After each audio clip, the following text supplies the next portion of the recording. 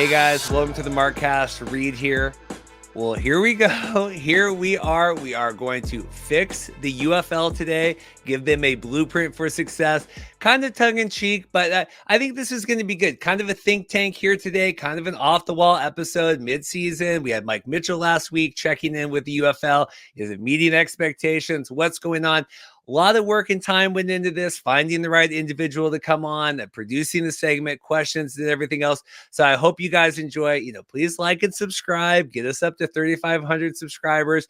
Remember, 2 free tickets to the UFL championship game. You can even sit with the Professor Andrew Murray. If you get us over that, we're like less than 40 away. Get us there. Hopefully this episode will incentivize you a little bit today. I think 40% of people that watch Andy and I's Monday live streams are not subscribed to the channel. And those actually do really well. So get on board if you're not already. Support the channel and give it a thumbs up. Great episode today. Todd Merkow coming on. Former Los Angeles Avengers president and COO of the Arena Football League. Really deep dive, wide-ranging, almost an hour-long interview. What does Todd think of kind of the business direction of the UFL? TV ratings versus attendance, and how should we incentivize the local fan bases to come out, giving away tickets for free, slashing tickets, kind of all those strategies. Todd has spent decades kind of in the sports media landscape through ad sales and ticketing and everything else through Fox Sports. He was with the Outdoor Channel. He has his own consulting firm now. So even outside of kind of the arena football landscape, Todd is a wealth of knowledge. I really appreciate him. Like I said, taking almost an hour to sit down today, kind of deep diving all of this stuff, and then the pre-production calls that we had and everything else, Max. And you get a random email from a podcaster in Seattle, hey, can you come on to talk some UFL? So I think Todd went great. Was great. I really hope you guys enjoy it. Hopefully it will be some fruitful, tangible things the UFL can do. I know we get a lot of well, you guys are too negative. So here we go. Hopefully you guys enjoy that. And then at Football Talk today, we're going to be previewing the weekend's games with Kevin Kugler of FOX Sports. Longtime friend of the program, was trying to get Brock Heward on, and then I was working all week and he was working, and we just couldn't coordinate schedules. So hopefully we'll get Brock Heward on again here soon once our schedules allow it. Last note from me, I know there's a ton of CFL stuff right now. I know there's the Chad Kellys of it all. I'm recording this late on Thursday, and the pinball press conference, and Dave Naylor doing all of that reporting, and the Elks losing money and all that stuff. Literally between Andy and I's live stream on Tuesday and right now, I have had zero time to podcast. So no CFL content this week. The best I could do was Todd earlier in the week and then Kevin Kugler. So hope you guys enjoy. Hope that's enough alternative football content. And then we'll get on the CFL train next week again. Should have a much easier schedule. So like and subscribe. We'll see you at the end. Thanks. Well, this is exciting today. This is a little off the wall here. Normally we have our, Farhans of the world, Dave Naylors, everyone else. This is a little think tank today. We get a lot of negativity on here sometimes. You guys are too critical about the UFL, everything else. So I'm bringing in today Todd Merkow here, and just even looking from his LinkedIn, former president and COO of the Los Angeles Avengers back in the Arena Football League. But even just here, confident strategist with contagious passion, perspective on how to engage and monetize generational audiences, consumer sports fans in traditional and emerging media. Todd's got a lot of experience with all of this stuff. Like I said, leading through your LinkedIn. Todd, why don't you just, how are you doing? And maybe give us a little bit of background. What's your elevator pitch about who you are? I'm doing well. I've got beautiful weather down here in Scottsdale, Arizona. Looks like you've got it up there in Washington. So cool. I just got done with the spring semester at Arizona State, the Walter Cronkite School of Journalism, where I'm been given the privilege to touch young minds and kind of give them the fresh approach they should be taking moving forward in media and content and sports. I actually teach to the journalism students a business S class because they really don't get a business foundation. So my whole thing is I ask them to remember one thing when they leave, and that is follow the money. Follow the money, right? So aside from that, I have a consulting business where of late I've been spending a lot of time talking to local sports teams that have been going through this local media change with the Valley Sports, Diamond Sports situation. We're seeing radical changes occur. time will tell if the formulas that are being put in place, Phoenix is one of those markets, if that formula is going to work. But I've been spending time in that area as well. And on top of that, I'm starting a new nonprofit organization focused around youth sports and educating the constituents inside that space. But we'll save that for another podcast.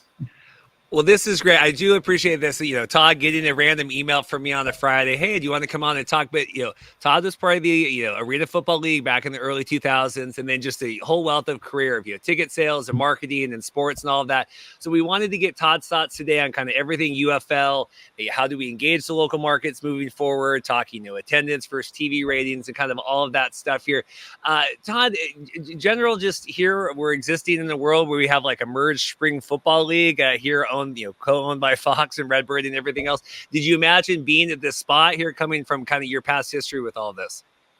Yeah, I think it's something that we're gonna continue to see, whether or not somebody can strike gold in the off season, if you will, of traditional football. And the reason being is there's just too much money in it, right? I think success for the UFL or anybody who really tries outside the NFL is, can you pick up a ratings point from football fans? Can you layer that with bettors that are interested in throwing down some money, right, win or lose? And then can you pull in the sponsors on top of it? So it's a simplified vision of it, but I think we're going to continue to see the entities come out and try to, get a piece of that gold in the traditional off season, if you will. So coming off today, we're recording this Tuesday early this week. I appreciate Todd making time with my work schedule. Coming off, we have Mike Mitchell's TV ratings for this week. About 1 million. I have it was Sunday's average was 1.2 million, 41% up over last year. So we're seeing, I would say above average what we maybe are expecting for TV ratings in that. The attendance lagging a little bit. I think we had on average over the weekend 5,000 Memphis, 7,000 Michigan, 32,000 in St. Louis, and then 14,000 in DC. We have a debate on here a lot, Todd, about this league isn't attendance driven, right? It's all based on the TV revenue, and it's just a fractions of a point, any money made at the gate. We talked offline, kind of setting up about this, just, wanting to feel like you're a part of it with the audience. We're trying to build towards local ownership. Where do you base between the kind of the TV revenue and then the butts in the seats? Well, first, I had not seen the ratings yet for the past weekend. Doing 1 million plus is a decent number. A lot of people would look at that and think, that's not great. It's not a bad number. College football, the non-hyped games, we may see under a 1. For a lot of the games, we'll see over 1s, and we'll see, large numbers. Deion Sanders was, my gosh, he was doing 10s and 11s this past year. But, 1 million viewers it's not bad. It's definitely sustainable to the business model, if you will, to what, Fox is trying to pull off, what The Rock is trying to pull off. Now, on the other side of this, as you bring up attendance, look, it's a valuable piece of the business model, and putting butts in the seats is obviously a critical part. It comes with a double-edged sword because, we always tried. I always tried on both sides. Whether I was on the media side, I always tried to help our team partners by not showing empty seats. When I was on the team side, I always tried to make sure, working with production, that we were clearly not showing empty seats and trying to fill those seats. And, the fan at home wants to see that there is a stadium fully interested and engaged with that game, right? Partly is that energy comes through to the viewer at home. But if there's no interest in the stadium, inside the actual stadium or the arena, it does convey. And, sports fans want to be a part of something. They want to watch something that is, can't miss TV. And if there are people actually not going to the game, psychologically, it just happens to, change how we approach what we're viewing. And look, we can look at NFL games the last couple of years. Their numbers haven't trended like they would want them to. There have been stadiums across the country that have had empty seats. Now, if you see those games, one thing I can promise you is whether it's CBS or Fox or NBC or whatever partner, they're doing their darndest to show all the full seats and not those empty seats. So I think it's a double-edged sword. But, on one end, I would say the UFL, has a positive outlook with the numbers that they're generating ratings-wise. But locally, they obviously have more work to do. Yeah, and so we'll get into some of those ideas today because this is kind of going to be I think I'm branding this a step-by-step blueprint here to fixing. We'll fix the UFL today. Don't worry about it. No credit to you for that. But what strikes me is, obviously right now this exists as a TV product for Fox, right? And that's why they went into this and we partner and all that stuff. But at some point, the goal, whether it's 5 years from now or 7 years from now or 10 years, like we want to sell these franchises off. And if I'm averaging 5,600 people in Memphis, like, you worked with us with the arena leagues. Like, I know you had said you built, 4,000 up to 16,000 general attendance back for the LA Avengers. Like, what interest is there in that in a property maybe in Memphis or Michigan that's pulling in sub 8,000 a game like that? Or is that viable? Well, look, again, another double-edged sword. If they're going to sell those franchises off and move away from a single entity situation, they're really going to have to try to create revenues that are coming in from the league side. That's where success is truly defined. It's not defined necessarily by what's going on the local level and what you can create. If you can't create a strong media relationship with somebody that's generating revenue for you, and you can't generate consistent sponsorship revenue, and then we can layer in merchandise and all the other ancillary stuff. Betting certainly brings a whole new dynamic to the leagues these days. But if you can't generate those revenues from the leagues, then being sustainable as a franchise entity in a market makes it very, very difficult. And look, that was the biggest problem in the Arena Football League for many years. And we're seeing it again now. And I don't think the current owners had any idea what they were getting themselves into. If I'm looking at this thing from 30,000 feet, I think they thought they were going to be sustainable. They certainly sold that story to the franchise owners, and the franchise owners who pulled out were expecting to get revenue from the league, and that didn't happen. And obviously, kind of circumstantial here having you on. Yeah, we're having the downfall of the AFL. And, I've been trying to get some coverage of that, my work schedule and everything. But yeah, obviously, and I'm sure you're shaking your head at seeing some of that stuff. And, that might be a conversation for another time as well. We'll see here. In terms of, we got questions here. Max put together some of this and really helped him kind of help produce this segment here. In terms of attendance and TV ratings issues, is that a market issue in terms of like we've chosen the wrong markets, or is that we are not promoting well enough in the markets? It's both. So, when you look at the major fours and you look at this from, what they are doing, we see franchise growth. It's not as much anymore in the major fours, but we do see franchise growth. Where it occurs is in the largest markets, because what the league, in fact, there's a great example going on right now, college football. Let's look at realignment in the college space, because the Big Ten has done something which is so smart, and everybody else is trying to follow suit to fill in the holes the same way. But the Big Ten went through realignment, and that snag of Los Angeles with SC and UCLA that caught everybody off guard, they got the number 2 market in the United States. So by bringing the number 2 market into the United States with their primary schools, right, they drew this interest in. So from a national perspective, they have what I think we'll see is an increase in ratings for the Big Ten this coming year, because they added Los Angeles. They've got New York, they've got Chicago, they've got Detroit. They've got so many large, and they added San Francisco. They've got so many large markets. Actually, no, they didn't add San Francisco. They added Washington. In your area, they added Seattle, right? Yes, right. Yeah, and so another large market. So when you flip this and you look at from the standpoint of the UFL, one, what do you need to do to create national ratings? But then what do you have to do to create local ratings? Well, the local ratings help support the national numbers, right? So what I can guarantee you almost without failure is if the New York Jets at a 5-10 clip on the season are playing the Jacksonville Jaguars, right, who are 10-5, I can almost guarantee you that that game is going to rate significantly higher amongst most games around the country because of why?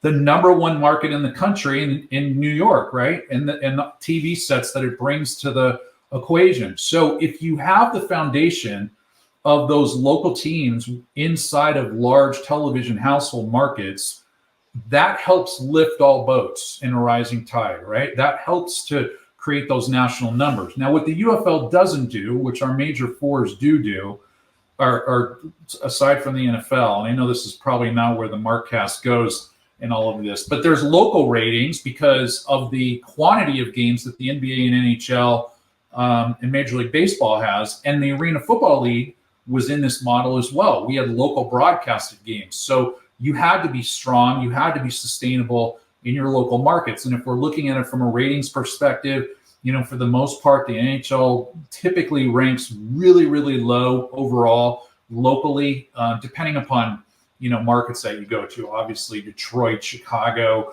New York. I mean, those hockey hot markets rate much higher, but otherwise they're rating lower. And so the goal is, how can you put together the strongest markets that are going to attract the strongest audiences, fans that are going to tune into those games? And you really want to try to do it. The foundation of that is really trying to do that with the larger market teams. Well, and we've talked about this because obviously come up here the last couple of weeks on the show, and just in no world would you ever have these 8 markets selected for a league to kind of start out, even though this is a couple put together here, 3 in Texas, Michigan, Memphis, right? We don't have LA, we don't have San Diego, we don't have, New York or any of that. So how do you, where you don't have that, first, how surprised are you that we don't have either coast represented, either of the top 2 media markets, but also then how do you hope to recover from that? Because it feels like, Birmingham is not the it might be the hotbed of the football world, but it's not the hotbed of the TV, viewing population. Yeah. And I not knowing exactly what their strategy is on that. I think part of this is, taking the old teams, right, that they brought into the equation, which I always thought that was a bit of a head scratcher, to be honest with you. I don't know what the true relevancy was of that, especially when we're talking about Birmingham. I don't know if that formula works, but they're clearly trying to do it where football is, where it is hotbeds, Texas, but again, look, the numbers of what we're seeing, what would be really interesting in what you put up on the screen is, what do those numbers look like from a regional perspective, right? Are we drawing in those audiences from those areas? Now, you asked about the West Coast. For years, we had no teams in LA, right? It was partly, well, do we really need teams in LA? They were rating good. They weren't rating great, but they were rating good. And fans there could watch games that, were all over the place, right? They didn't have to necessarily watch the Rams or the Chargers. And there was always this stigma for a long time. In fact, we dealt with it with the Avengers. Is this truly a football market? And I would argue and say, yeah, it is a football market, because we were able to stimulate those fans, albeit it was, we needed 16,000 or, more if we started to add ratings on.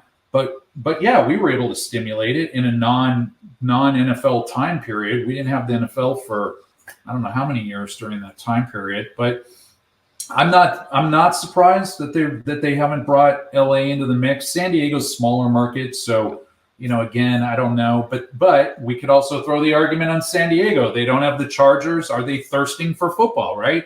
Is there something? So all of these things end up being kind of trial and error situations to try to figure out. And I think they have the luxury of doing that if they wanted to do that.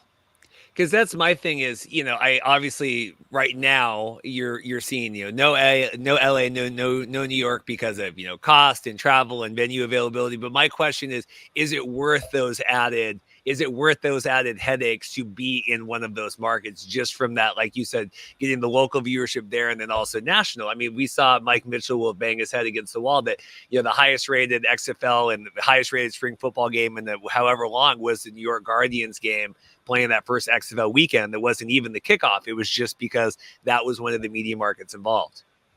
Yeah, I don't know. It's tough. I think, inside of those markets to kind of get the football fan in a frenzy and, week after week after week, I think is very difficult. There's a lot of, especially in the summertime, right? I mean, the spring and summer, there's a lot of options. There's a lot of options for the sports fan. And so can you get them? And think about it right now. If you had a team in New York and you've got the Rangers and the Knicks in the playoffs, I mean, you're going to have a serious time competing against that if you actually schedule a football game up against that. Serious.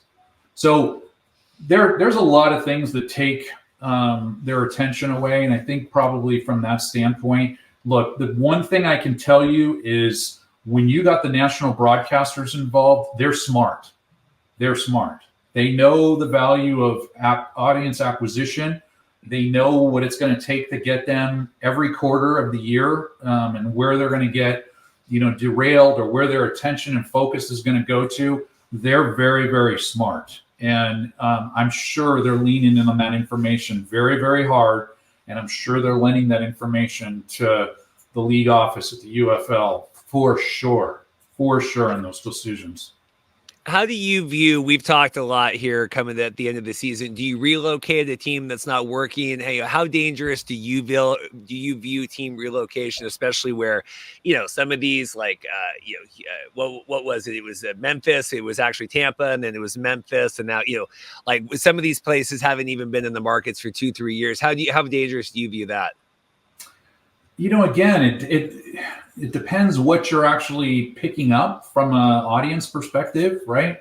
If you're getting a national audience and it's scattered throughout the country, I don't think that audience is going to care if Team A picks up and moves to, a new city. I don't think it's going to matter. I don't think there's enough hype, and I'm not close enough to it and watching it close enough. I don't think there's enough hype in each of these cities right now as they exist that any one, fan base is going to be like, oh my gosh, our team left us. I don't think that would happen. I mean, first of all, from the spring football side, these cities have seen it come and go and come and go and come and go, right? And so they're used to how close they're going to actually get to that entity. So I don't think it's a huge factor. And that's why I'm saying, I think, with Fox, they can be pretty smart. With all the broadcast partners, they can be pretty smart and say, you know what, this one didn't really pan out like we thought it would. We're having challenges putting butts in seats to make it look good for TV. Let's maybe try market X. What do you guys think? Here's what our data shows us. Here's what we know. Let's give that a try next season. And then, you spin it and you see what happens. I think they have, that ability to do that. So.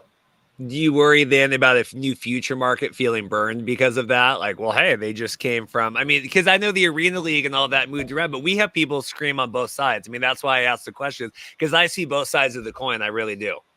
Oh, and believe me, I do too, because I've been on both sides of the coin. Yeah. And, look, I know you want to kind of pin the AFL, but look at these fans once again, right? They were going into last few weekends thinking they're going to games, and the plug gets pulled. So I get it.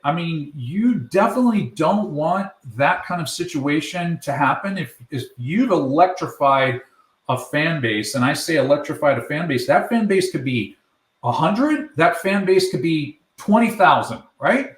But if you have electrified a fan base, you're going to have to evaluate what that decision of relocation looks like and what you're going to end up, getting as a backlash on it. And do they understand? This is a complex strategy of what, the UFL in particular is trying to pull off. And I think you have to communicate that to these fans. And I think that's really, really critical in the standpoint of their success, because those fans need to understand, hey, listen, you were at the games. We got 10,000 people in a 45,000 seat venue. It just doesn't work. Like, if you can pick up 30,000 of your friends and bring them, fantastic, right? But that's not happening. So, I think, as long as the parties can communicate that, I have faith in the UFL. I have faith in really, Dwayne Johnson. I think that guy's so connected to his fan base. He doesn't want to piss anybody off by relocating. And if he does have to relocate, I think he's going to communicate that, right? If this were to become the if factor, right?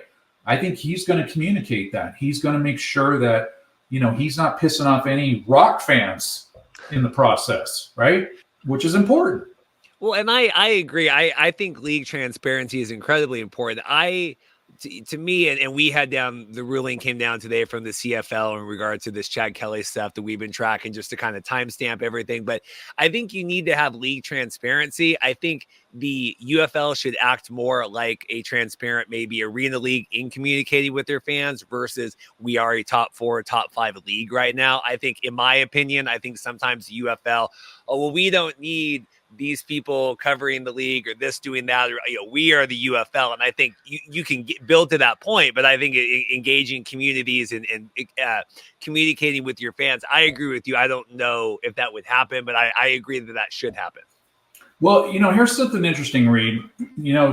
Commissioner David Baker, if you were familiar with Big David Baker, the commissioner of the Arena Football League when I was there, and I apologize for going back. That's okay. He always used to say something. By the way, this guy was, oh my God, he was just an enormous man. When he entered a room, it was like, holy cow. And he came with this positive attitude and energy. Most recently, he was head of the Hall of Fame in Canton, Ohio for the NFL. But he used to be so positive. And one of the things that he used to say almost ad nauseum at board meetings and anywhere he went, even if he was talking to fans, if you want to be big league, you have to act big league, right? And he really got a lot of people believing. He certainly made me believe. I'll tell you, I would have run through a wall for the things that he was saying, because it was true. If you want fans to believe they're watching something of significant value, big league value, right, then you have to be doing things that are big league. Now, sometimes that doesn't work in the business model, but you have to suck it up and you have to do what you have to do to make it be big league. And, in Los Angeles, we had an owner that, I worked for there, Casey Wasserman, who was highly committed. Financially, he was highly committed. He was highly committed to the team overall to make it work into the league. And, if the commissioner said, you gotta be big league, Casey would do what he needed to do to be big league. Now, by the way, that doesn't mean everybody in the league is going to do that. And there was something I always used to say when we'd go to board meetings, and that's, you're only as strong as your weakest team. And that's an unfortunate situation too, because if somebody's not kicking in and doing what they need to do, that's what's nice about the UFL in a single entity situation, is they can say, look, guys, we're all here. We're all on this level. You can't play down here. I'm not talking about on the field. I'm talking about business operations. You got to be up here. Everybody's got to be up here. This is our expectation. If you're in a franchise ownership situation, you can try to hold owners to certain levels, but owners can make decisions, right? We've seen that across every league in this country and around the world, quite frankly. And you can do whatever you want to do. If you don't want to put all the money in to succeed business-wise, on the field-wise, hey, you can do that to a certain degree, right? So I think it's just one of those things that I think it's something that, as you point out, the fans want that. And so I think the UFL is trying, and I'm sure, Dwayne Johnson, with a lot of stuff that you see him doing, I think he's trying to do that too and kind of rally the troops around it. Doesn't mean it's always going to be that, but I do think you got to try to execute that way for sure. Appreciate here. We're going. Hope you're good time wise here. We'll try to double time. Whatever you need, man. I'm enjoying it. You're killing it. So I appreciate it. I just always like to check in here. So in terms of this season, and we had the merger coming in and all of that, was not a large ramp kind of runway going up to the season, right? A couple months. In terms of engaging these markets, at most these teams are going to see 5 home games, right? Maybe 6 with a playoff. The hubs in Texas. How difficult is that to engage? We're seeing, during the end of the season, we're probably going to have layoffs or seasonal employees, right? We're only going to have people involved. Like, how do you kind of build these markets outside of the 3 months you're in play and the 5 times you're in the markets each season? Again, I hate to go back to the arena days. We had some teams. That's why you're here. Yeah. Yeah. I mean, we had teams that had seasonal layoffs. We did not have seasonal layoffs in LA. We did not believe in it. It was a 12-month job to make that team succeed. All your work truly starts happening the day the season ends. And actually, you're really working towards the next season during that season. And so I don't think you can do that. There are arguably some positions you can say are seasonal game ops for sure, but are those game ops people now ticket sellers? Are they promoters of some kind out in the community? What do they do? I think what's really important, and where we saw our success in Los Angeles in particular, it was really important for me that we take the masks off the players. First of all, we find the right players, right? That were really good on the field, good people, so they were going to be good in the community, and we took their masks off, and we started marketing them without their masks on. Tony Graziani, who was our quarterback, who I was just reminded by this the other night, by the way. I was watching the Bon Jovi documentary on Hulu, and he's playing the piano, and I'm like, holy shit, there's the Arena Football Championship trophy sitting on, and it was Tony who was his quarterback, which I had left the year before. When he left in free agency, I think it was the same year I left. So it was fun watching him lift that trophy with Bon Jovi. But we had Graziani. We had a wide receiver who was one of Ryan Leaf's wide receivers from your neck of the woods, Chris Jackson, who was one of the best in the league. We brought in a kid named Greg Hopkins from he'd been in the where was he? He was in Albany, and then Albany folded, and he was with Indiana. He was with the Indiana Firebirds, and we brought him in. So we had 3 really strong football players that we can market around. And I got to tell you something. We went to high school games. That was part of our strategy. Is we had the off season to go to the traditional football season. And we pounded it and pounded it and pounded it. If I was the UFL inside of these markets, I would go to the grassroots. I would go to the youth football games. I would go to the high school games, maybe some of the college games if there are crowds there. And I would start pounding and pounding and pounding. We saw success from that. We saw a turnaround where people were identifying with those players the following year. And that momentum built. When you start doing it year after year after year, and fans start to expect it and they see you out in the community, it works. It truly works. You got to win too, by the way, right? You got to add a little bit of that winning sugar inside of it, but it does work. And that's what I would recommend that these guys do. They've got to double down in the off season if they really want to see success in the local market franchises. We joke because in the CFL the last couple seasons, the Edmonton Elks, the Eskimos, and then the Elks have had tremendous, and they've had Victor Cui came in, their president, and left, and the team stunk, and it's like you can only do so many things here. And I want to talk about ticket pricing here, but you can only run so many deals or whatever. If the team is 0-13 or whatever, it's really hard to do. Yeah. I know it was Memphis last weekend, did fly in a day early because the thing is, and I talked with Russ Brandon back. This was 2 years ago when they announced the hub. And I said, well, we've seen the challenges that the USFL have had, only being in the hub. How are you guys going to benefit? He's like, well, we're going to be the first people in, we're going to be the last people out. That hasn't always been the case. If we can fit in a media, hit like when we fly into town on the way to the game and then on the way out. But I did see Memphis come in a day early this week, which I thought was great. They went and volunteered with some kids, and then they played the video during the game. That was great. But like you said, it's the other 9 months out of the year, and I just don't see. I'm afraid I won't see that same motivation and that same time being spent. How many games are we talking about in a weekend for UFL now? So there's 4 games a week, 8 teams. And so, like I said, you figure you got 5 home games plus playoffs, and then the championship's going to be in St. Louis. So you got 5 opportunities of 6.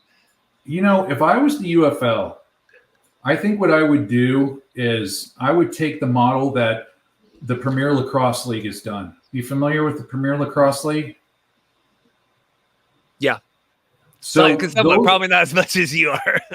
Well, no, it's funny. You kind of look like one of the Rabel brothers. Rabel. When they started that league, they looked at everything that everybody looks at from a startup problem, right? They had venue issues. What are their fans going to look like? So on and so forth. And they traveled around and in like the circus. They traveled around and played their games, all their games in a weekend in one location. And I don't think that would be a bad thing for the UFL. If you could find, maybe you can do it out of one venue. Maybe you do it, you could probably do it Thursday night, Friday. Well, you could do it a Friday night, maybe do 2 games on Saturday and a game on Sunday, and just bring it all to the market, right? Bring it all to the market and sell a package of tickets. This is the thing about sports right now, is they've got to be thinking outside the box. Yep. And I'm not talking about, if this is the box of what traditional football has always been, they got to be way out here. Like, am I off screen? I mean, they got to be way out here, right? Way got to be able to say, we are going to try this. It sounds crazy, but we're going to try this. Because, first of all, what's the value to a local fan if they're getting 5 home games a year anyway? You're not getting enough home games to build momentum of any kind.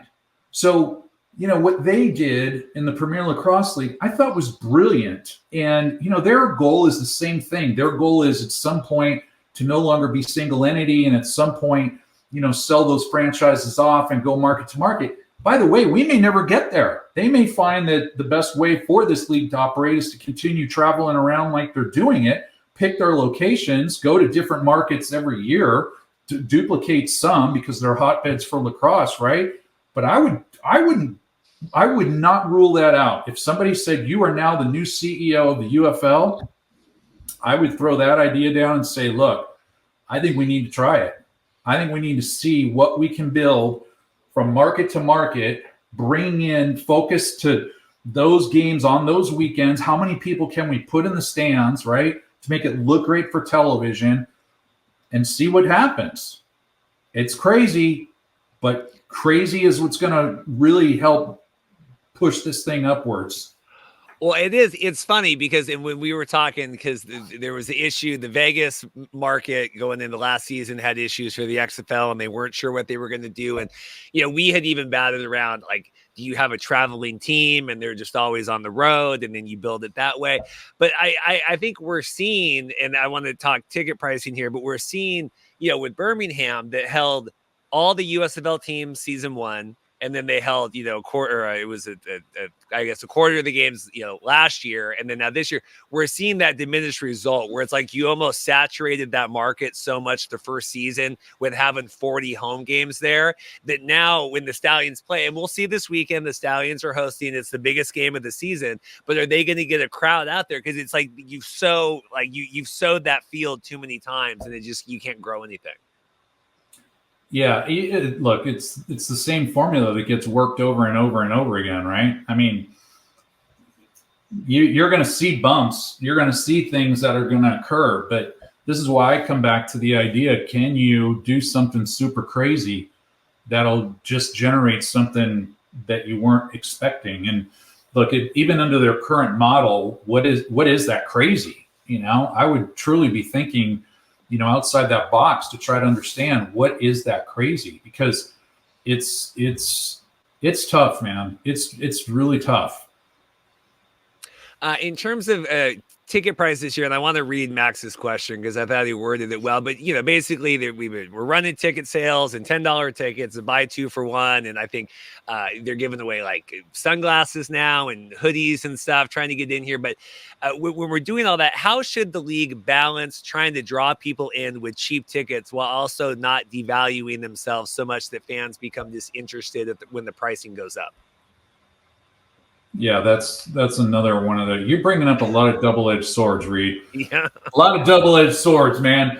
I don't even know where you could jump off on this one, to be honest with you, because it's the strangest thing. The consumer, as we talk about the sports fan here, is the consumer. The consumer overall has behavioral traits that don't change product to product. And you can throw sports into the mix and it doesn't change. In other words, what I'm saying is if you put a value on something, generally the consumer believes the value, right? And if you do a ticket for $10 to a football game, you've totally changed the dynamic of what the value proposition has been for an NFL game. And even a college football game in these markets, right? Alabama's not $10, right? If you're going to go see Alabama play, you're paying hundreds of dollars to go see an Alabama football game. So it's very difficult. But on the flip side, you've got to do it because if you're going to put people in the seats to try the product, how are you going to make that happen? That was a very, very careful situation for us in LA. We did not want to our pricing model was our pricing model, but we clearly had strategies around that pricing model, whether it was group ticketing, whether it was promos, whether it was family packs. I mean, there's a lot of different ways you can kind of cut it up. But yeah, I agree with you, or agree with kind of where you're going here. So now the UFL, it's like 5 years down the road, the UFL is successful. They're playing more than 5 games in the season at home. And, they want those $10 tickets to now become $100, when you're 15, 20 rows or less off the field, right? Now all of a sudden people are going, wait, I used to bring my kids here and it was a $100 proposition for tickets and food. And now it's a $600 proposition. Like, wait a minute, time out. I'm not doing this. So there's a threshold of where that is. And, again, that's where, having the true understanding market to market. So when you get into what do these, and I don't know what these administrations look like market to market, these operations, right? But that's where they become highly, highly critical in understanding who those fans are, what it takes to get them out, what it takes to keep them and to retain them, right? And what it's going to mean a year, 2 or 3 years down the road, or, you got to think longer. You got to think 10 years down the road. I mean, for us to kind of come back to this, to the Arena Football League, the one thing that league was great for, and I have students coming through at ASU who were in that mix. It was a great kids event. It was like the circus for kids.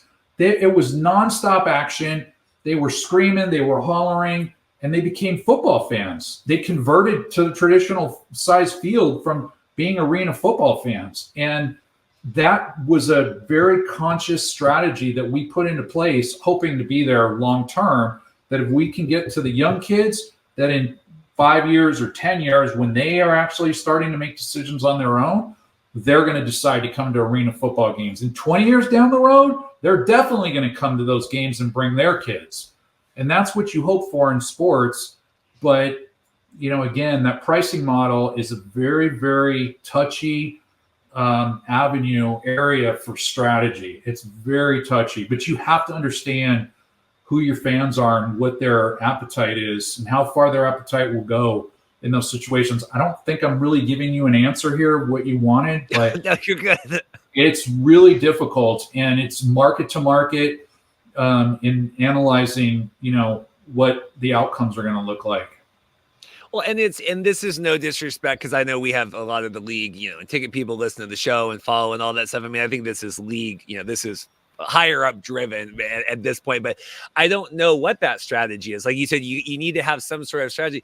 Like I said, here it's like, take a hoodie with this, take sunglasses. Last year, the USFL, we're giving away spatulas. Come get a beach towel. We're doing and now some people say like, that's a great idea, right? Increase that value, proposition, right? And hey, there's going to be, they talked about in Memphis, and you can bring, bring a jazz person in or whoever, a band every week to do a show at halftime. Like the question, when do you give too much or not?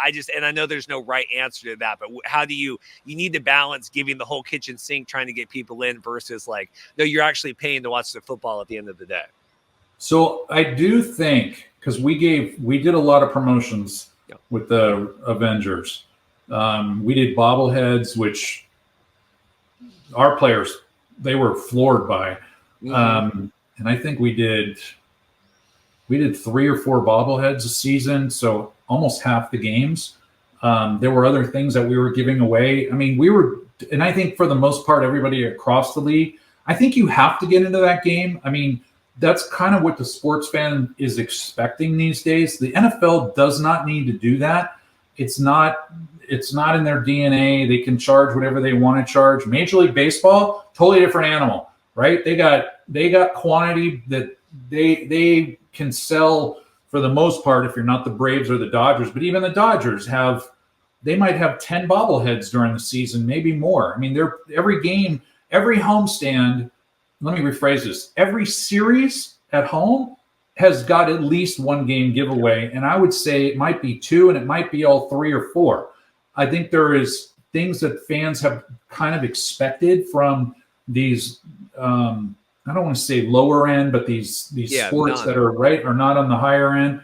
I think there's an expectation that there's going to be more value somehow. I mean, look, it might be, we did a great family pack, and every team across the board does a family pack. So you can control your costs. You know what you're doing going in. You get 4 tickets, you get hot dogs, you get drinks, and you get something else ancillary. So I think you have to do that. I'm sure in the UFL, I'm sure they're applying all those practices, I would think. It's definitely something that you have to do. And you have to look at the layering of how you're selling your tickets. So you have the foundation if they have season tickets, right? And what's that look like? And that's where that off season comes into play. And really the previous season, how are you selling into the next season? And then from there, it's, you're talking about group ticketing, which is vital to the success of a team. How are they getting out and bringing groups in? That's where you really can discount and hide that value of pricing. And then, promotions and different avenues. Some teams have done in Major League Baseball, they've gone to the subscription model. Hey, give it a shot, right? Get $100 a person and give them 5 games and let them choose what they're going to go to. You got plenty of seats. It's not like, I would take a shot at that kind of strategy. So I think everything goes, and I think this is truly in the UFL situation, very similar to what we had the AFL. It's a whiteboard, and you just throw as much shit at that whiteboard and see what sticks. Seriously, that's what it comes down to, and see what works. And then, what works, move it forward. What doesn't work, pin it and hold it for another day in case the environment changes. A couple quick here, just media questions before we get out, just in terms of league coverage, because I appreciate your time. I know you've been very kind with this. How did the AFL teams go about covering themselves and getting stories out? Like, did the teams have staff writers or reporters? Because, like, the XFL last year, they had a guy that was kind of doing, like, weekly blogs and articles. This year, we're not doing that. The UFL's never really had that. So, I mean, it's up, like, we're trying to do that, right, and get stuff. But how did the league itself and the teams handle that? Well, my days of the AFL, so we can put this in perspective, social media was, it just wasn't that platform yet. So we were still very much in Los Angeles. And I would say nationally too, by the way, we were still very much old traditional journalism relationships. We had beat writers in LA. Whether they were with the LA Times, whether they were with Daily News, the Orange County Register, we had those supports at each place. Look, that entity, when you're talking locally, is a relationship game. And this cuts back to, is this a position, a media position, media person position, media relations? Is that a full-time role that's in the market 12 months out of the year? Now, one of the AFL teams, the Orlando Predators, they ended up, I believe, if I remember correctly, they cut their media relations person after the season ended. Well, that person still needs to maintain those relationships. And as the season starts gearing up and you're starting to do things, there are stories that spot. Now, the world's changed, and I recognize that, especially working at ASU and the journalism school. There are ways to create content, and I think you have to work that old traditional aspect, but I think you have to figure out what's your content strategy and develop your own content, right? Create your relationships with entities like you, which is great that you guys are trying to, fill this void of football that's not the NFL, right? And provide the content that those fans want to see. And so, if I was running a team, I would make sure you were one of my best friends. You were one of my best friends. Like, you are going to, whenever you need me, I'm on. And whenever I can call on you to help, and that's what the game is, right? And then I would layer that with what am I creating, or who can I partner with? ASU, journalism. If I have a team in Arizona, right, I'm going to go in there in that content factory. I'm going to say, look, we need your help. We'd like, 10 stories a month if possible that you guys can churn out. We'll give you guys all access, beat writers, the whole 9 yards. And they do that. They do that with, they've done that with Rattlers games here. And I think it's really important because, first of all, what's different from my days 20 years ago versus today, we got multiple content platforms that need to be filled, right? And we cannot control where our fans are per se. Our fans are across all of these platforms. So the question is, do you have enough content? Are you communicating? Now I say this, and I will point this out. I don't know if you noticed, but the Arena Football League changed their website over the last few days. Did you notice? I haven't. I've not enough bandwidth. What have they done? They changed it. It's totally new. It still doesn't have the information in it that you would expect. Like, you can't go to a standings page, which is dumbfounding to me. Yeah. But the reason I brought it up is I looked at their social links, and they had Instagram, and which I think they must have acquired in bankruptcy because it looked like they still had the AFL account, and they had X's. They had the AFL X's account, but they had Humble. Okay. Are you scratching your head and wondering what Humble is? Because I was, okay? Why are you wasting your time on Humble when you need to get in front of where the larger crowds are for arena football? I would argue LinkedIn. As stupid as it sounds, there are people connected all over that place. How you found me, Humble? There's nobody on Humble. What's the point, right? I'm sure I'm going to get a note from somebody from AFL after this, but oh well. But my point is, and this is my point, not to knock them. My point is, understand we're very fragmented, and try to figure out where your attention needs to be on multiple platforms. Not all the platforms, but on multiple platforms of significant meaning where you're going to affect fan engagement. That's what's most critical, right? Is how can you get engagement from your fan base or new fans and engagement from them? Well, and kind of to round this out, because, you were talking about the beat writers and stuff, and there just aren't that many anymore anyway, right? And especially some of these markets, I think we had talked last week on here, I can't remember, like the Texas Rangers might only have a couple beat writers, let alone, the Arlington Renegades, right? Who's having the time to do that?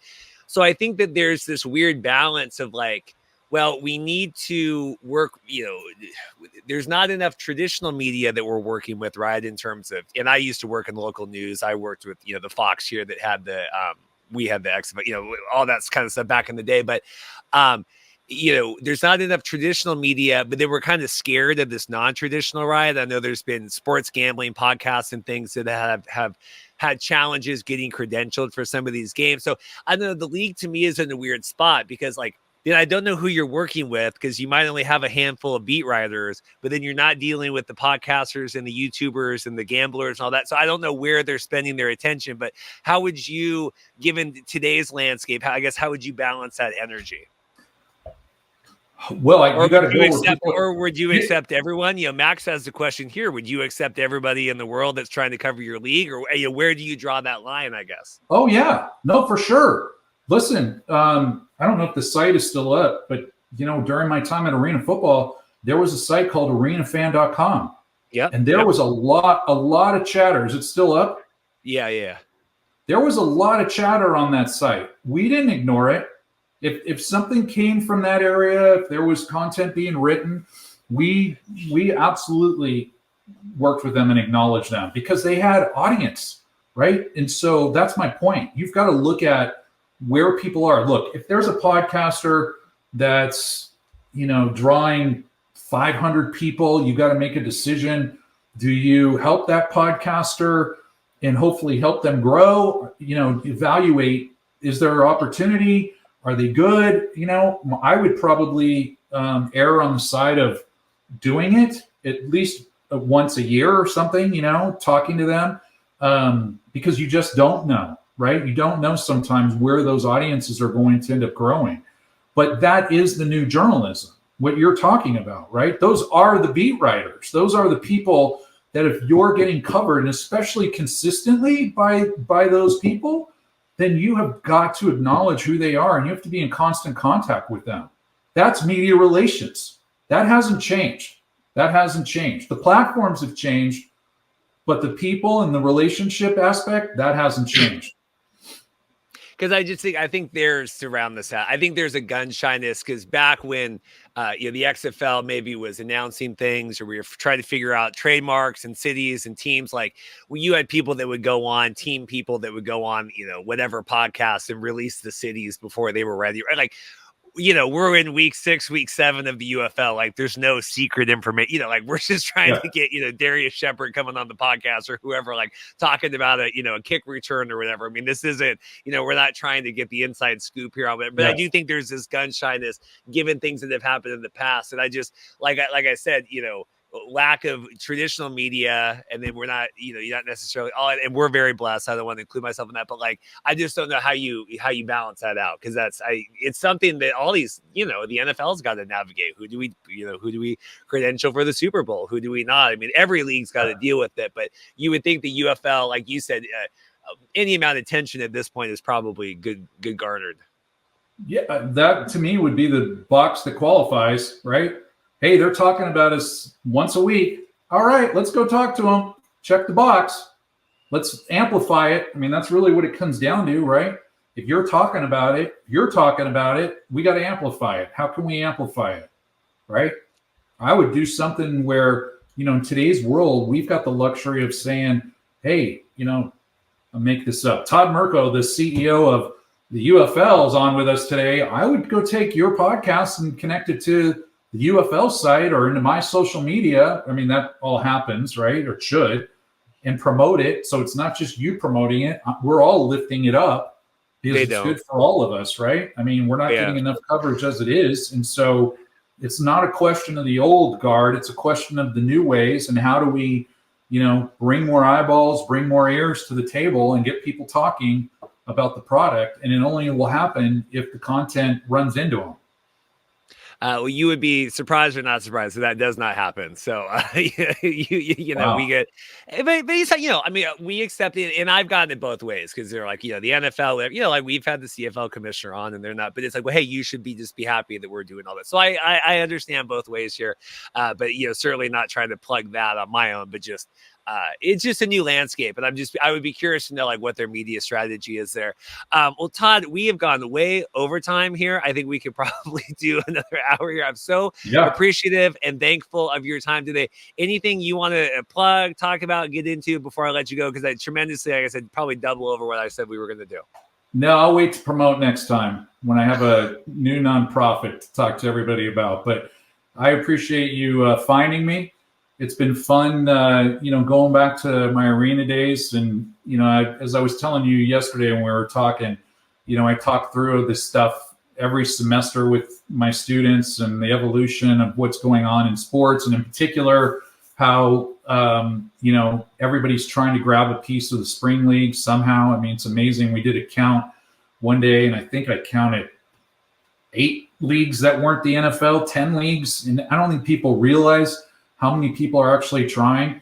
And I think it's amazing too, by the way, that the NFL, who stays away from all of this for the most part, back in 2002 to 2004, they got very engaged and very interested with the Arena Football League. Very interested.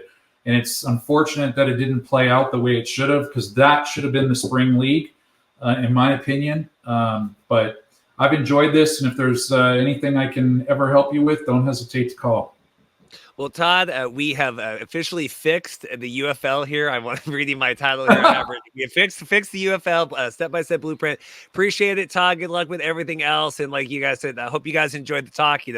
Send your tips and commissions our way. We'll share it. Fixed all this kind of stuff. So until next time, Todd, thanks so much. Thanks, Reed. Well, it's not another spring football league season here. We don't have our good friend Kevin Kugler back on, all the way back with the spring league. And I will say, I so enjoy even watching the NFL games. I'm like, oh, Kevin's here with Mark, and they're they're at Lumen Field or whatever. So I appreciate that. Kevin Kugler here at Fox Sports. How are you? I am good. And I know, Reed, you got a lot of Mark and I this year during the NFL season, because it seemed like every other week we had a Seahawks game. It really did. And I go back and forth because I like the Washington Commanders because of kind of some of the XFL history of that. And we tracked a lot of them. And obviously Seattle with my hometown here and my wife, diehard Seahawks fan. So yeah, it always seems like every time I turn on the game, there's Kevin. Exciting here. We're back. We've talked with you with the spring league. I actually finally tracked down a Jousters jersey. I don't know if I told you. Wow. Game worn Jousters jersey from the Mega Bowl, all that stuff. Kevin here. We're back. We're UFL now. We're Fox and Redbird and everything combined. How is life treating you, and what do you make of all this? You know what? It's actually been really fun. I think the football is really a high quality football, and it would make sense. You take the best of the USFL, you take the best of the XFL, you put them into a pot. You have 8 teams to parcel these guys out onto, and it would make sense that you're going to have the cream rise to the top, so to speak. And I think that's what we've seen this year in the UFL. It's been a really good brand of football. I love the innovations of the league. I love the 1, 2, and 3-point tries for extra point. I think we've seen a lot of really cool communications again this year, like we did in the USFL days, between the officials and our replay command center. And I love that for the fans. I think it's great that airs in the stadium as well as on our broadcast, because how many times have you been sitting in a stadium and you're like, I don't know what they're doing here. I don't know what the officials are talking about, whether it's football, basketball, baseball. I like to know, and I like the fact that we share that with everybody in the stadium as well as at home when you're watching on TV. Curious, I don't know if Fox has directives for you guys, because it's weird now this year where we're watching some ESPN broadcasts, we're watching some Fox, right? And candidly, I think the Fox, I like a little, like, we get a lot of sports betting on the ESPN sometimes, a lot of like hitting the over. Do they give you guys directive? Is it trust now because you've done it so long? I'm just curious, like, what is their marching orders for you guys calling the games? Yeah, I will be 100% honest with you. I've had no marching orders of any kind calling a game from Fox. No one has said to me, hey, be sure you do this or don't do that. I think there's a trust level that, we're putting out people who cover sports and football specifically all the time, whether it's Joel Klatt in our main analyst chair, who's the #1 guy for college football, whether it's Kurt Menefee, and we all know what Kurt has done over the years. He's been in football for a long time. I've covered the NFL for a long time, and obviously a lot of different incarnations of spring football over the last several years. I think there's just a certain trust level. Fox is football. That's always been the mantra of Fox. And so I think when they put us on these broadcasts, they trust that we're going to do the game justice. And I hope that's what we're doing, because to me, the game is the thing. The stories that are in these games are so numerous that you really don't need to come up with anything else. You can talk about a guy like Breland Speaks, who looks at this as an opportunity to show what he's worth and to show who he is, an opportunity for a guy like Adrian Martinez to show that he deserves a chance after his college career to continue to play professionally. A guy like AJ McCarron, who's showing that he is a professional quality quarterback. The stories that are in this league are such that I don't think you need to issue any kind of a directive about anything, because we can just tell stories all day long and supplement it with what's been some fun football. Well, and you pointed that out, I think, the first time we had you on, and just the extra research that was needed to do games like this and really having to do your homework and be able to be prepared for that. Because it isn't, like AJ McCarron, people know, but like you have to go a lot deeper on some of these players to get more information to be able to share that. So I think, and you feel like it's certainly, at least from the Fox side, I think you do get a lot of like informed opinions here coming out from the broadcast booth.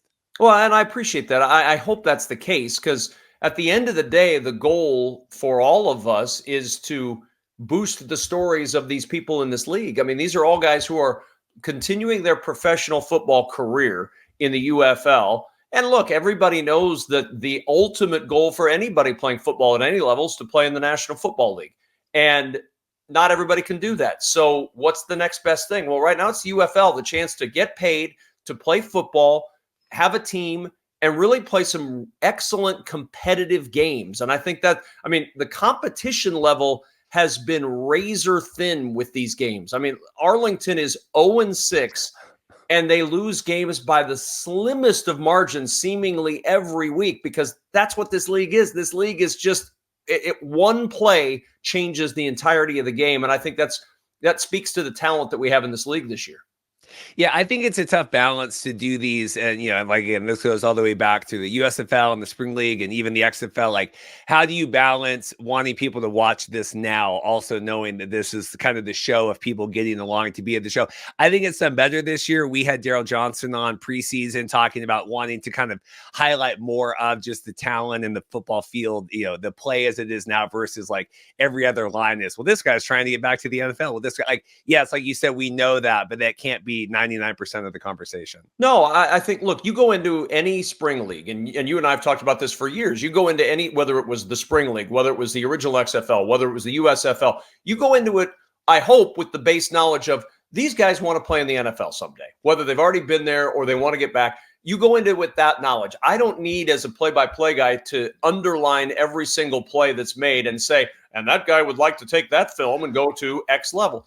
The focus for us is there's a game going on, and a game that means a lot to these guys, and a game that means a lot to the fans of these teams. So let's cover the game. And the game speaks for itself in a lot of ways. I mean, we've got a game this weekend that on Fox is maybe the game of the year so far in the UFL, with Birmingham and St. Louis, two of the best, if not the best, two teams in the league, and maybe the two best quarterbacks in the league right now. And Reed, you know this all spring football is about is how's your quality of quarterback play. That's where I always start with this. If you have good quarterback play, that is a really good base to start. I think the quarterback play is better in the league this year than we've seen over the last couple of years, again, because we've winnowed down the talent. But the way Adrian Martinez is playing in Birmingham, the way AJ McCarron is playing in St. Louis, and I've had those two teams the last 2 weeks, I don't know of any two quarterbacks playing better right now, and they match up this weekend. Yeah, we'll focus on that game here. I wanted to get your thoughts on. So we had the Renegades collapse again, right? The Panthers, and I'm watching, and the Mariners game was on, so I've got this split screen going on, and I see Jake Bates missed the field goal, right? And anyone that I don't know how familiar you are with CFL history, but a Grey Cup was lost and won by it was the 13th man, and there was a 13th man, and then they got the kick again. And I tweeted that out. I said, "There's CFL Rough Rider fans right now that are like." What was that like? Because here's this guy that's been automatic the whole season, had missed the kick earlier in the game, and then just that, like, you think Renegades have won. Like, I'm just curious your thoughts on that, and then kind of the Renegades collapse here. It was something to watch, because you saw him trying to get off the field as quickly as he could, because there was somebody out there, and all of a sudden he knows, oh my gosh, I'm not supposed to be on the field. And I think it was Ajane Harris. And if it's not, I apologize, Ajane. I don't want to. I'm trying to recollect, and I thought it was 5 that was running off the field late for Arlington. And if it wasn't Ajane, my apologies. But there was a player that was trying to get off the field late, didn't get off, and then he misses the kick, and you go, oh my gosh, there's a flag down.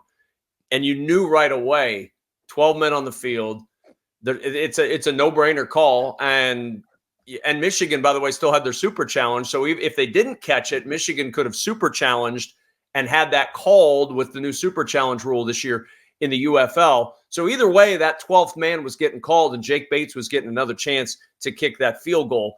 And you just know, based on the story of Jake Bates this year, there was no scenario he was going to miss that second kick. I mean, he's been one of the biggest stories in professional football this spring. And a chance for Jake Bates to, I mean, he was one of the top 20 trending topics in America yesterday after he hit his third 60-plus yard field goal of the season. It's a crazy story for a guy who'd never kicked a field goal before to come out in week one, hit that 64-yarder and get to the point where he hits another game winner yesterday. It's really what this league is all about. It's all about giving guys opportunities to show what they can do when maybe they haven't had that chance before. But to your point about the Renegades, man, it's to the point for Arlington where you just watch and you think, what crazy way are they going to lose this game now? We've all seen teams like that over the years where it seems like they're snake bit. And despite the heroics of Luis Perez and a better running game than we've seen from Arlington yesterday, they still figured out a way at the end to not close it out. And I mean, your heart goes out to those guys because it's got to be incredibly frustrating week after week after week to see it come down to that kind of a thing again. Well, and it's hard because obviously the narrative coming in the season, even from the kickoff game, you have the USFL champions, you have the XFL champion, like, the Renegades kind of limped into the playoffs, and it was, they weren't like, I was at the championship game. I'm not quite sure how they won that. I mean, obviously we have a lot of friends on the team, but it's to see the disparity here of the Stallions kind of being undefeated here going in and the Renegades not. Are you surprised? Like the Renegades we're still, and I love Luis Perez. He's been on the show like all the way back, and Jouster's not like he's still like, we're not trying Lindsey Scott more. We're not trying. I know they have the third string. Like it just feels like I don't know if they're trying anything new now, if they're just kind of riding it out. Yeah, I think I always defer to the notion that the coaches see it every day in practice, and they know that Luis Perez is their best option because there's no way that if there was a better option, they're not going to put him out there right now. And I think for the Renegades, that's the best choice they have on their roster. And, you've got Lindsey Scott, you're working him in a little bit more. But yesterday we didn't see him throw the ball. He came in and he ran or pitched exclusively in that game. And I would be interested to see what he can do from a throwing standpoint. But again, I always defer to this from a football standpoint. When I'm not in practice to see these guys, these coaches, I've never known a coach who's willingly going to put a guy out there that's not the best guy for his team and for his situation. And so I always assume that what's happening in practice is Luis Perez is clearly the number one option for the Arlington Renegades. And, he got hurt yesterday by a couple of drops again. I mean, there's just some inconsistent plays, and it's a fine line in this league between winning and losing. And they have always seemingly fallen on the losing side of that fine line. Speaking of the Super Challenge, that's kind of seems like a no-brainer, right? It's something maybe to work in here in a couple years, I know. And I don't know if you want to go down the rabbit hole of the NFL, XFL kickoff and any of that kind of stuff, but, more innovations here coming from the league. I mean, it seems like that's something we can challenge anything at any time, something to work towards here in the next couple years. I don't know about you, Reed. I love the Super Challenge. I think it's great, and I think there's such a strategy to it that we haven't really even gotten into yet. There's the strategy of, do I throw a flag for a Super Challenge on a play of my team to get a penalty called against my team when a play goes wrong? If, for example, my quarterback throws a pick, I can throw a Super Challenge flag and say, there was holding on my left tackle on that play. And they can go back and call a hold, or they can call something that would negate a turnover, negate a penalty, negate something negative for your team with something less negative. Oh, I think my guy moved early. All right, well, we called a false start, so this play should have stopped before it started. I think there's so much strategy involved in this, and I think as coaches get more comfortable with it, we had a play over the weekend in the Houston St. Louis game where we brought in Mike Pereira. There was a play where pass rusher came in, Dalmo Paynu came in and hit Reed Sinnott, pressuring him, hit him in the head. It wasn't anything, deliberate. He just, in the process of going after the quarterback, got him in the head. And we asked him, Should they have used a super challenge to get a penalty called on that, which would have extended the drive? And Mike Pereira said, had they used it there, he would have given a penalty for roughing the passer. But again, I think it takes a certain amount of time for coaches amidst everything else going on to wrap your brain around, okay, now I got to think about the strategy for this. But in the NFL, you could almost have a designated super challenge guy on your staff. Like his only job is to come up with the super challenge moment for your team. We saw Bob Stoops use it in wonderful fashion yesterday. It gave the Renegades a touchdown because they negated a pass interference on Sal Cannella. I would love to see the super challenge go up to the next level because I think it adds a different layer of strategy. Now, I don't want to add it on in addition to all the other reviews, and I don't think the NFL would want that either. I think there's a way to supplement and weave it into the existing system that makes it even more interesting and exciting, and the strategy just becomes such a big deal. I love the super challenge. Big fan of it. I think that's an innovation that can continue not only at this level, but at the NFL level. It was the XFL game last year, and this is however many 30 CFL and XFL and USFL games ago, but it was like Battlehawks Renegades. I think that Anthony back then was like they had a pick six or something. He's like something had to have happened on this play. Like we're just we're throwing it. We'll figure out what we want to call it on. But I think we talked about it at the time. It was kind of like Survivor, like the evolution of the immunity idol. Like here we're kind of getting the game plan and figuring it out. Do you like the kickoff? Do we like? I know we haven't seen the NFL version of the XFL kickoff yet. Like, very divisive statement, thing here right now. It is, and I'm not 100% sold. I was really, I'll be honest with you, I was really surprised that the UFL didn't go with the XFL kickoff, considering the NFL has adopted the XFL kickoff strategy. So I was really surprised that they went with the USFL kickoff versus the XFL kickoff. I know one thing: we get a lot of returns. The return game is alive and well in the UFL. And if you've got a good return man, you're starting with field position at the 35 to 45 yard line nearly every drive. And from somebody who loves offense and somebody who loves to see, that work into play, I do like that aspect of this kickoff rule. I like the fact that you have the opportunity to have the return game involved. I was just very surprised. And you're right. It's a very controversial topic amongst those of us who enjoy the football year round is, well, where's the kickoff? What should it be? I'm anxious to see the NFL implement it and see what it looks like at that level this fall, because that's going to be a change and it's going to be something that everybody's going to have to get used to. The USFL, now UFL kickoff, is a little more of the traditional kickoff in that they just kick from the 20-yard line, and then we have the returns that way, and you have a certain amount of rules as to when you can leave and how far away from the line you have to be and all that stuff. But I will be very interested to see this implemented from last year's XFL at the NFL level, and I think this is a year to look at it and then adjust if necessary down the road. One more question here. I want to talk Houston real quick because you called that, and then I want to preview the Battlehawks game before we get out of here. Like Houston, really kind of disaster here. I mean, really, and we had the whole Curtis Johnson was on preseason. I'm kind of excited. We had the rebrand and we're moving the teams and all that kind of stuff. But this team really can't seem to get anything together going. Thoughts on kind of the Houston trash fire? Well, and you saw their defense, I thought, play their best game of the season this past weekend. That's not an easy offense to stop in St. Louis, and I thought they did a really good job of limiting A.J. McCarron. They did a lot of bending but not breaking, but that offense has really struggled to get things going, and I like Reed Sinnett a lot. I think he is a talented quarterback. I think he's got a full grasp on this offense. They're just not getting anything at all from a rushing game. I mean, and with Mark Thompson on that roster, I keep waiting for that breakout game like you and I have seen the last couple of springs from this running back, and there's just been nothing of any semblance of a run game that's come up for Houston. I mean, through 6 games, I think they've rushed for 340 total yards. I mean, you're not going – I don't care what level of football you're at, and I know it's a passing world in football today at every level.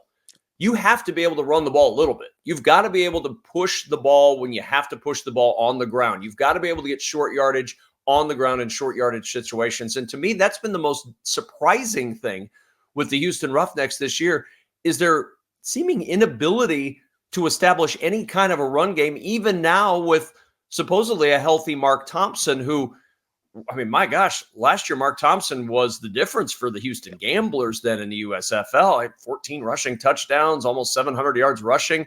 And this year, I know he was dinged up early, and that hampered his progress. But I've been really surprised they've been unable to establish anything from a run game. And look, you get a run game going, that helps everything on your team. That helps your quarterback. That helps your line play. It helps your defense. Without that run game, it's been really hard to do anything for Houston. And that's, I'm sure, been a frustrating thing for everybody there. I think they have talent, but they just have not been able to put it together on the ground. And that's where it's all, to me, that's where it started to be shaky. In terms of, like you said, kind of the biggest game here of the weekend coming up, Battlehawks going, it could be it could be a championship game preview where that one would be in St. Louis, which we're going to be at, I imagine would be pretty exciting. But what do you make about this? Like, it seems like the Stallions, Battlehawks are there too, but the Stallions are head and class shoulders, it seems, above anybody right now. You've got the two best defenses, first off, and I know everybody talks offense with these two teams, but the way these two teams have defended this season, I think, is admirable. But I mean, ever since Birmingham settled on Adrian Martinez, they have become this offensive juggernaut. And how smart is Skip Holtz, where 2 weeks ago, how do they win the game? Well, Adrian Martinez wins it with his legs. So everybody's, okay, we got to worry about this mobile. This guy's going to run. This guy's going to run. He comes out last week, throws for nearly 400 yards this past weekend in Birmingham's win. So now when you're preparing for Birmingham, you've got to worry about Adrian Martinez running. You've got to worry about Adrian Martinez passing. You've got to worry about this Birmingham defense. I think Skip Holtz and Anthony Becht have done both tremendous jobs this year. And I'm so anxious to see this quarterback matchup between A.J. McCarron and Adrian Martinez, two very different quarterbacks. AJ's 33 years old. Adrian's just 23, 24 years old, just out of college. So you've got two very different kinds of quarterbacks, different ages, different spots in life. But man, St. Louis going to Birmingham, you'd feel like Birmingham would have the edge, especially the way they're playing. But I know A.J. McCarron's going to have something devised. And again, I've yet to see somebody in this league stop Hakeem Butler. I mean, nobody seems to be able to handle this guy. He's 6'6". He's got good hands, good speed. He knows how to use that size against smaller corners to his advantage. That's a tough matchup for every single secondary in the UFL. And I'm fired up to see how Birmingham handles that, because St. Louis has Aitman and they have Butler, two of the biggest bodied wide receivers in all of football, to go out there this weekend. It's a fascinating game from so many levels, and I'm so excited for Birmingham and St. Louis to get going on the field, because I think we've really been kind of looking forward to this matchup all season long.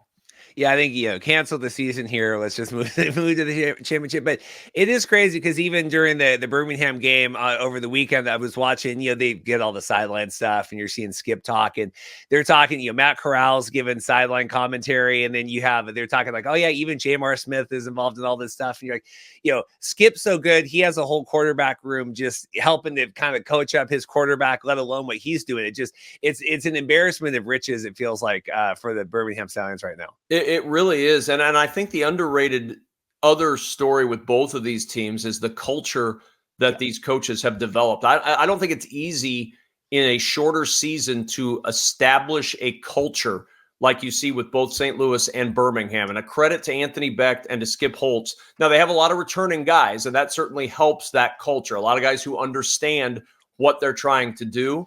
But to be able to establish that culture in a situation where you're together for just a few months, I think that's a real tip of the cap to those two coaches and the staffs that they've assembled in their respective cities. I can't tell you how impressed I've been with both of those teams and both of those staffs and my dealings with them this year. I'm excited to see what they do playing head to head this weekend. Well, Kevin, I appreciate it taking time here early in the week and working around my work schedule and everything else. That means a lot. And like I said, always good to see you back involved with all of this stuff. And, it's a job, but it's also a passion here to come in to be involved in all this stuff. So it means a lot. So thanks for taking the time. Oh, no, I love this stuff. You know that, Reed. I mean, shoot, we've been having these conversations since the Mega Bowl days a few years ago, right after COVID. And I look forward to them every time. So thanks for having me on. And you feel, last thing here, you feel good about this? You feel good where we're at now with the UFL? I do. I really do. I really feel like there is a I mean, there are always situations and things that can be improved upon. Everybody knows that. But I think for a first year with 2 merged leagues, I think you've seen a lot of real positives. And it really, I mean, look, I know I'm biased. It's my business. But I think you have to be really encouraged by the television numbers that you've seen for these games. People are watching. There is an audience out there to watch football in the spring. We as a culture, we as a society, we love football, and we love it all year round if we can get it. And there is that market for it. I think you've seen it reflected in the TV numbers, which I think is a really good base to build from as we continue to push this forward. Awesome. Kevin Kugler, Fox Sports. Really appreciate your time. Thanks. Thanks for having me on, Reed. Well, how'd we do? Think it was a fruitful conversation with Todd. And of course, always enjoy catching up with Kevin as well and getting his thoughts from the Fox Sports broadcast perspective. And I thought it was interesting, like, does Fox give you kind of directions for the broadcast, or do they trust you guys?